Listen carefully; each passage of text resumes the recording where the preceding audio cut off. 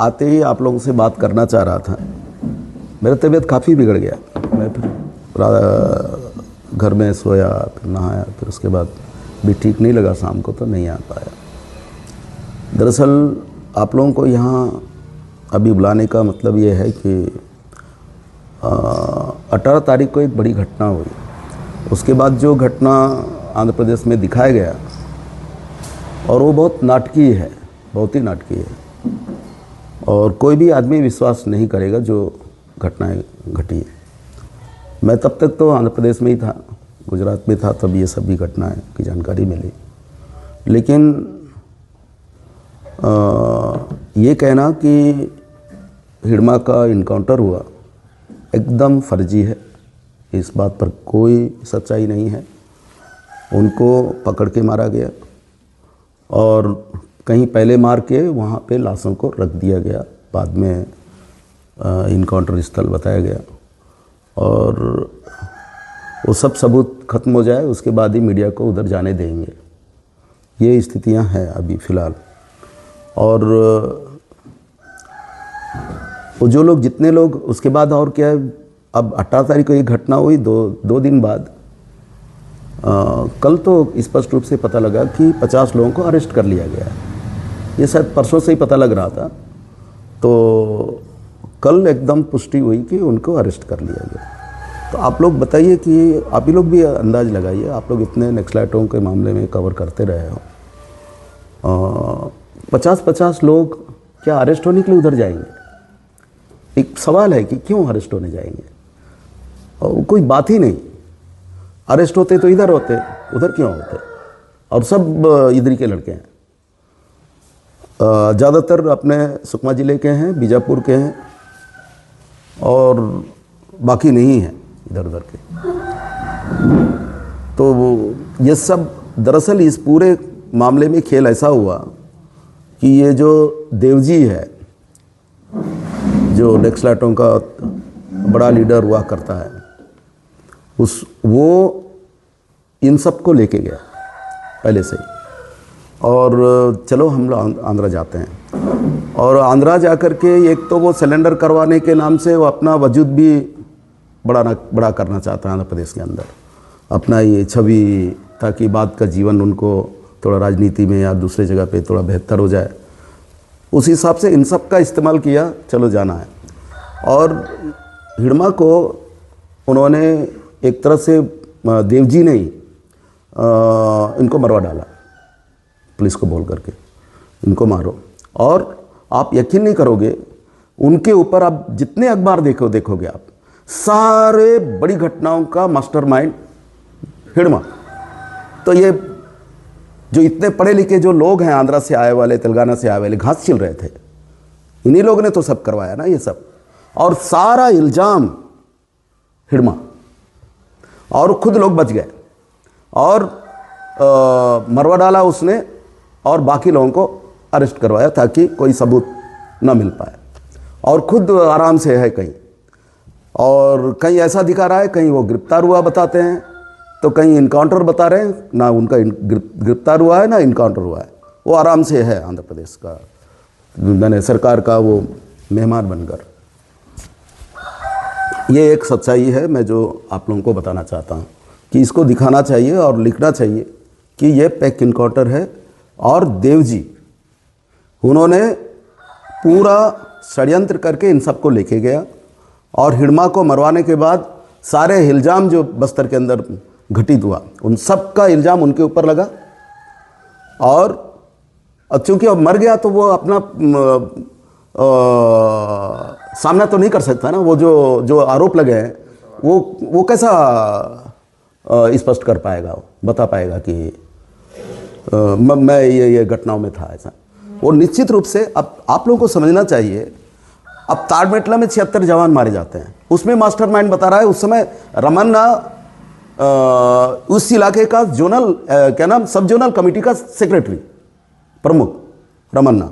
और ये घटना 76 जवान मारे जाते हैं, उसके बाद वो यूट्यूब में इंटरव्यू दे रहा है, पूरे किसी चैनल को डायरेक्ट फ़ोन पे और सब में बोल रहा है, वो सबको मालूम है। और फिर ये मास्टरमाइंड कहाँ से हो गया? और तब तक तो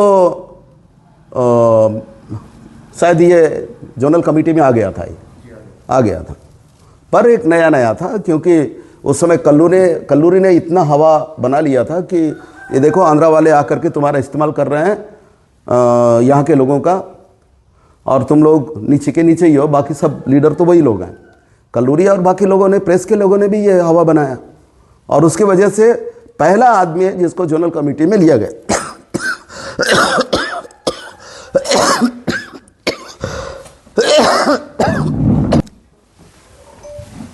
केवल ये बताने के लिए कि हम यहाँ के लोगों को हम रिक्रूट कर रहे हैं ऊपर के कमेटियों में, बाकी और असल कुछ नहीं था।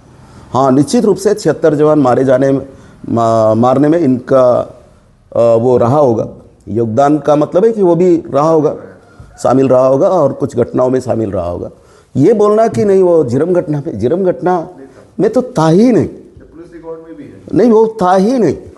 अब वो पूरे अखबारों में बता रहे हैं, उसमें भी मास्टरमाइंड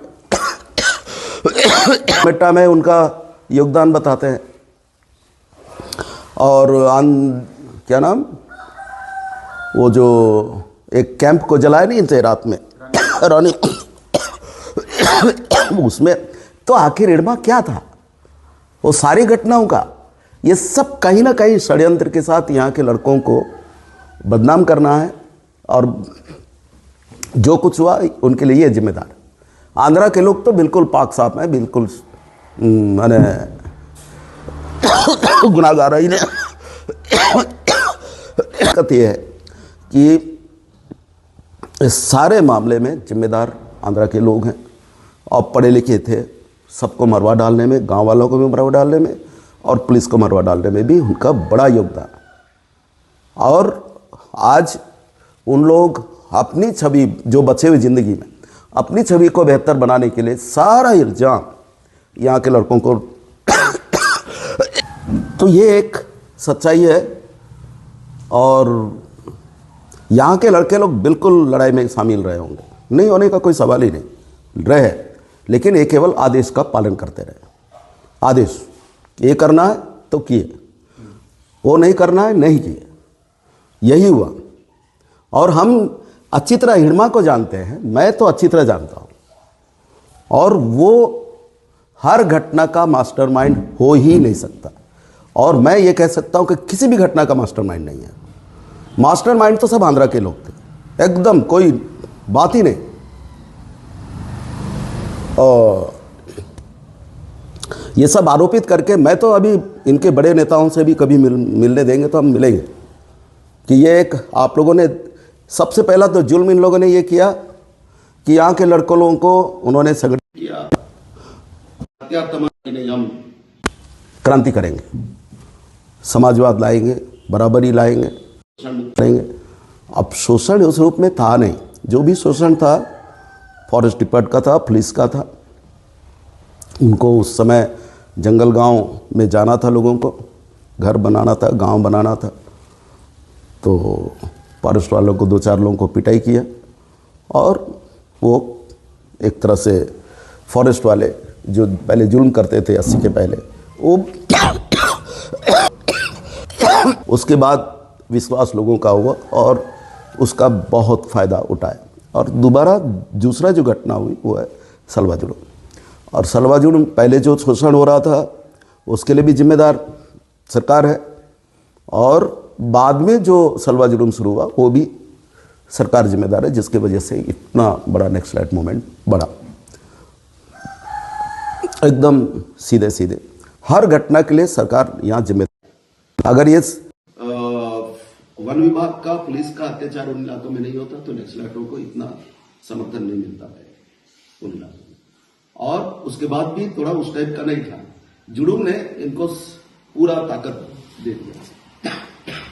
कहना चाहता हूं, जो भी नक्सली बढ़े उसके लिए जिम्मेदार सरकार थी, और जो बड़ी घटनाएं हुई, अब ताकत बढ़ा इसलिए बड़ी बड़ी घटनाएं लोगों ने किया।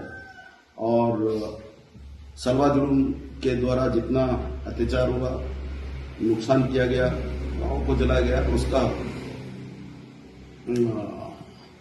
प्रतिहिंसा बोलो, जो भी बोलिए, उसका जवाब बोलो, वो 76 जवान और पलमेटा और तमाम घटनाओं के रूप में सामने आता है। यही सच्चाई है। और मैं केवल आज आप लोगों को ये बताना चाहता हूं कि हिडमा को पकड़ के मारा गया कहीं और डेथ पार्टी को लेकर के वो एक जगह पे रख दिया गया और बताया गया कि इनकाउंटर चल रहा है। मामला इस रूप में शो किया गया। सारे जो लड़के लोग हैं, जो 50 लोग अरेस्ट हुए, उन सबको लेके गए देव जी अपने पूरे विश्वास में लेकर के ले जा करके उन्होंने उनको अरेस्ट कराया और पहले तो इनको मरवा डाला, उसके बाद इनको अरेस्ट करवाया और वो खुद आराम से एकदम बिल्कुल इसके पीछे एकदम वो देव जी का हाथ है, इसके अलावा और कोई दूसरा नहीं है। दूसरा का तो सवाल ही नहीं। और नहीं हाँ, मैं कहना चाहता हूं अभी फिलहाल जो भी है अपने इलाके में बड़े लीडर के रूप में हिर्रा है, देवा है और बाकी और लोग भी हैं जो लोग अभी पुलिस में नहीं आए हैं, सरेंडर नहीं किए हैं। तो मैं इस प्रेस वार्ता के माध्यम से उनसे अपील करना चाहता हूं कि ये लोग जल्दी आ जाएं और आंध्रा या तेलंगाना जाने की जरूरत नहीं है। मुझे विश्वास है सुकमा आइए, हम यहाँ की पुलिस से बातचीत करेंगे और कोई किसी को कुछ नहीं होगा। अगर जरूरत हो हम खुद स्वयं उनको लेने जाएंगे, पर आंध्रा तेलंगाना जाने की जरूरत नहीं है।